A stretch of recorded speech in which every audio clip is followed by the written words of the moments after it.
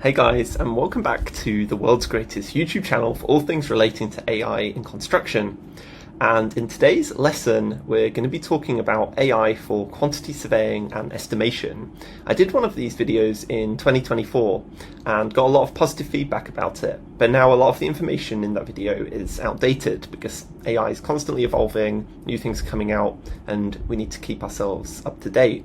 So in today's episode, I'm going to be talking you through three things, depending on where you're at in your AI sort of discovery journey.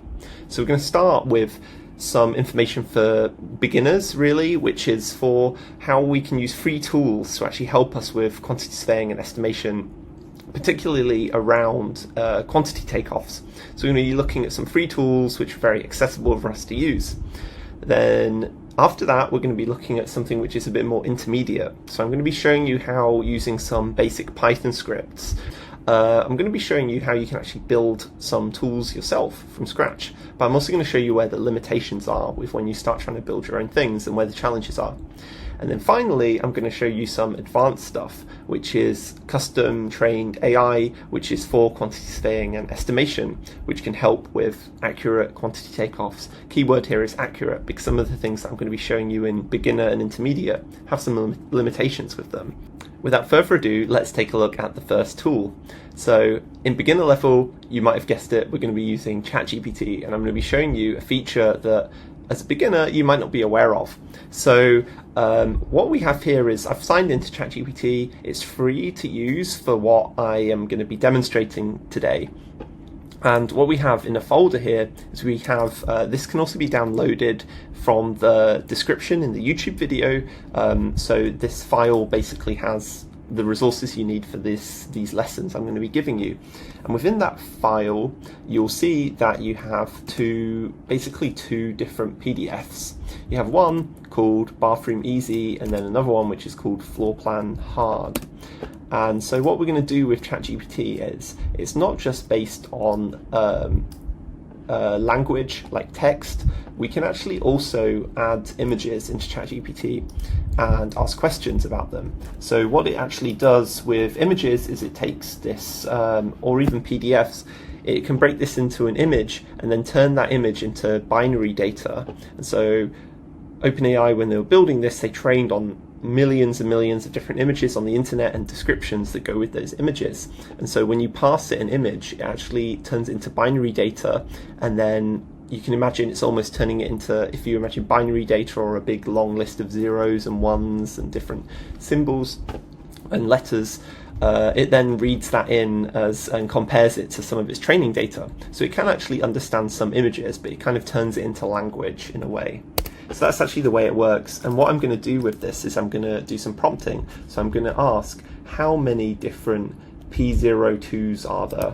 So I think P02 on this quite basic drawing is a toilet.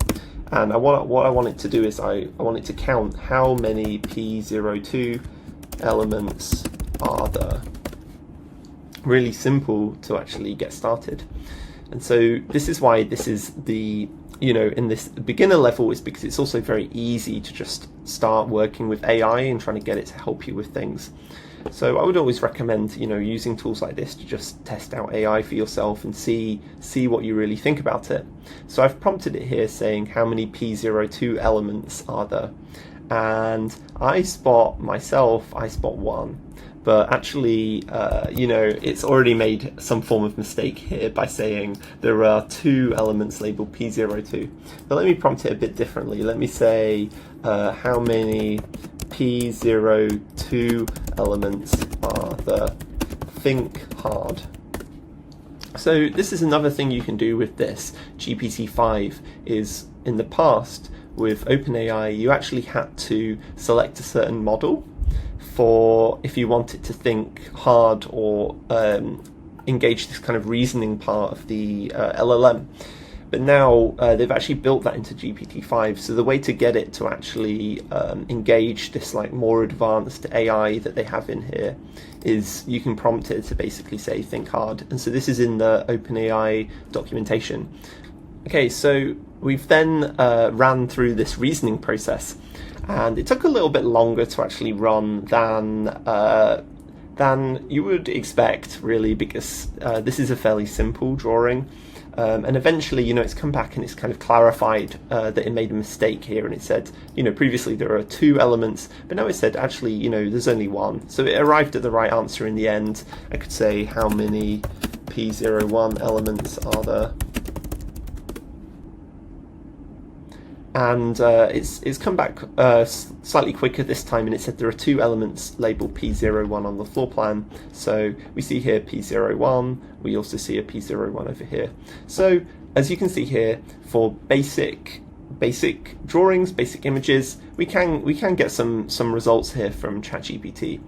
But what I would ask you to do is perhaps use this hard floor plan example here and do some prompting with this one instead. Like maybe ask it to count up the number of the toilets that you see in the floor plan and see how well it does with a more complicated drawing. And basically what you'll find is that this initial problem we saw here is made about 1,000 times worse. Okay, so now let's take a look at intermediate level. Can building our own tools using the OpenAI API help to deal with some of these issues around inaccuracies? So what I want you to do is go into the description of this YouTube video and download or at least go to the Notion page of this class, follow the link, and you'll see there's a web page a bit like this, which is explaining how we're going to build our own tool, basically. So with this, there's a file down here at the bottom, which is a zip file which has the resources that we'll be using. And so within this folder, you have these 3 different files. So you have this scripts file, and then you have these 2 images, or these plan drawings, which we were just looking at. And so this IPYNB file is a Jupyter Notebooks file. So in this lesson, I'm just going to assume that you know what Jupyter Notebooks is, you know a little bit about coding and Python. But if you don't, we also have a separate training course which is for learning about Python. So I'll put that link in the description of the YouTube video as well. But I'm going to assume that you know about some of this stuff already. That's why this is intermediate. So what I want you to do is I want you to open up these basic scripts in your code editor, or in fact you can just create a new Jupyter Notebooks file yourself, call it whatever you want. But within that, what I want you to do is create a new code block, and from within this lesson website, I want you to copy this first block of code. So basically, I've already written all the code that you need to use to build this, so you can just copy and paste things. So the first thing to do is to basically install the OpenAI API library within this Jupyter Notebook. So I can click this button here to execute this block of code, and I've actually already got it installed, so it's just telling me that I've basically got this all installed already. If you're doing this for the first time, it might tell you which Python version you want to select a Python version, so you need to do that. But check out the training if you're running into some problems there. So basically, I can then copy this next block of code, and then this is some up-to-date code on using GPT-5. So this is kind of the new way in which you can use the OpenAI API. So this is the latest approach, really. And the cool thing with this is that what we're doing here is we're actually writing our extracted quantities into this CSV table. And GPT-5 can basically do that kind of automatically for us, whereas before we had to do some, with GPT-4 and the earlier versions, we had to do some hacky things to get it to do this.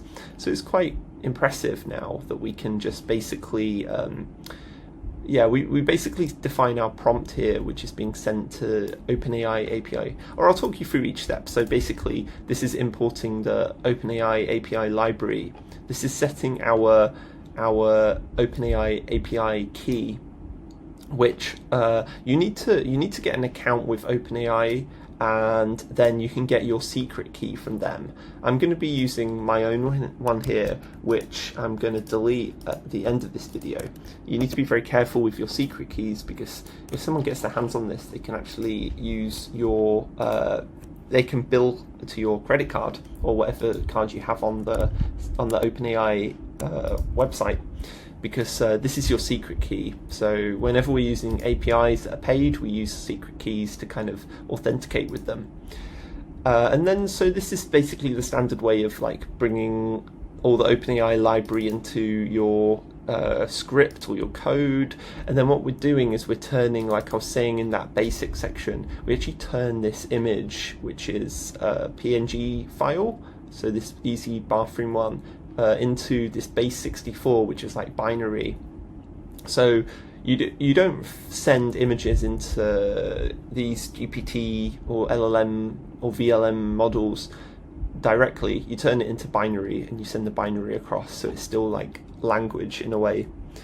And then here's our prompt. So I'm saying here, think deeply about this bathroom plan. So this is like a key part of using GPT-5 to get it to engage its more advanced models. Otherwise it might just try and give you a quick answer, which you don't want it to do in this case.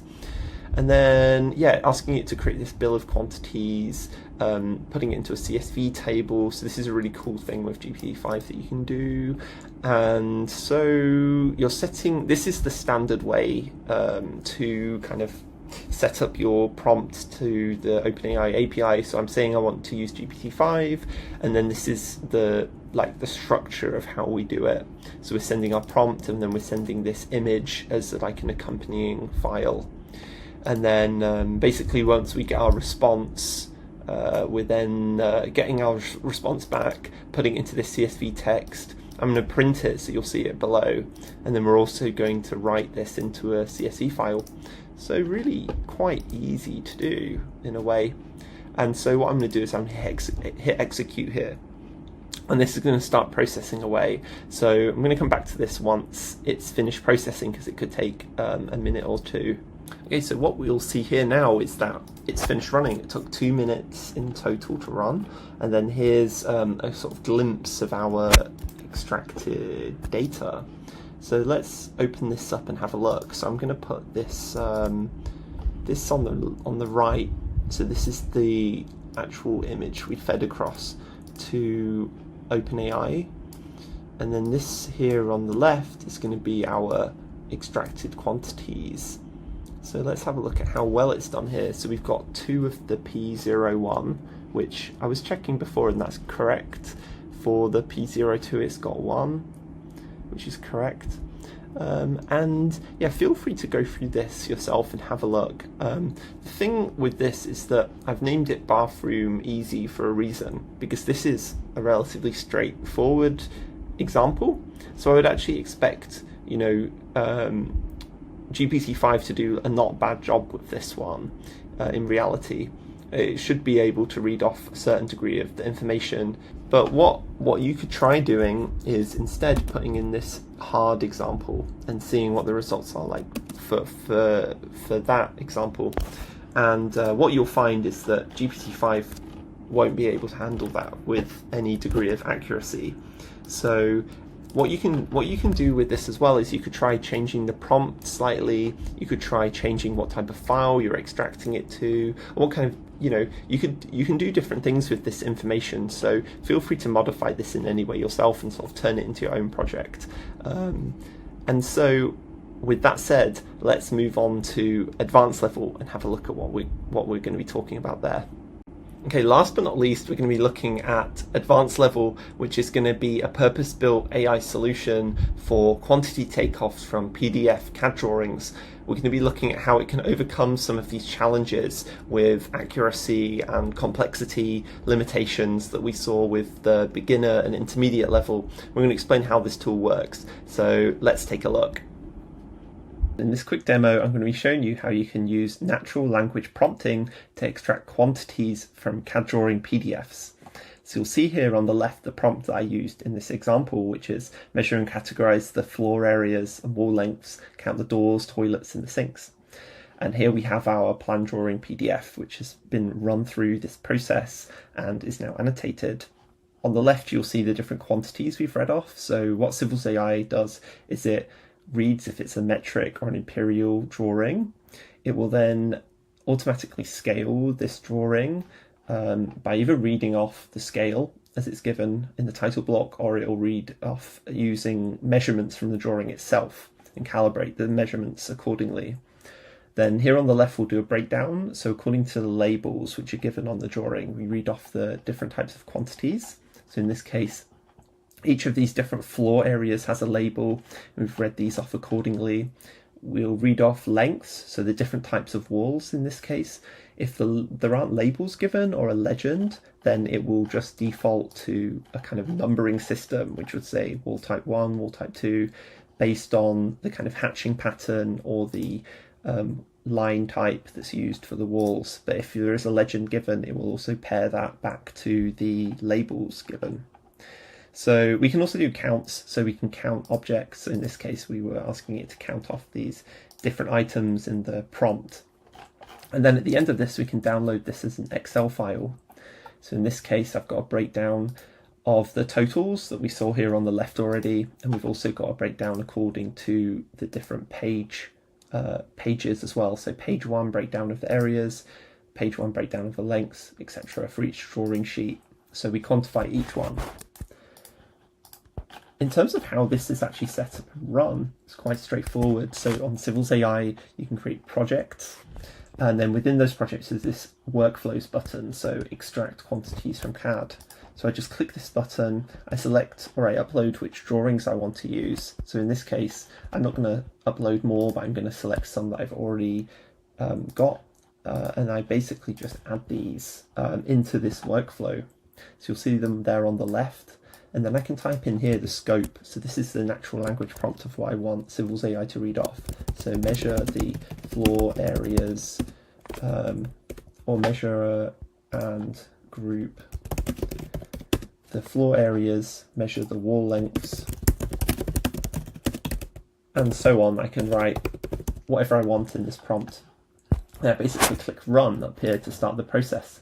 So this will start processing away. Depending on the complexity of the task, it will take different amounts of time to run, but we send you an email notification once the processing has completed. So you'll see here the status goes to running, and once it's done, it will go to completed. In the meantime, I can also show you here what we can do. So we can read off this type of information. Currently, Civils.ai is limited to floor plans and site plan drawings, and you'll be able to quantify information like this that's shown in this drawing right here. So if you're interested to get started and to test Civils.ai, please do reach out to us and we can set you up with a trial, or feel free to even pay for your own license and just get started on your own. So check out Civils.ai if you're interested, and thank you for listening. Bye bye.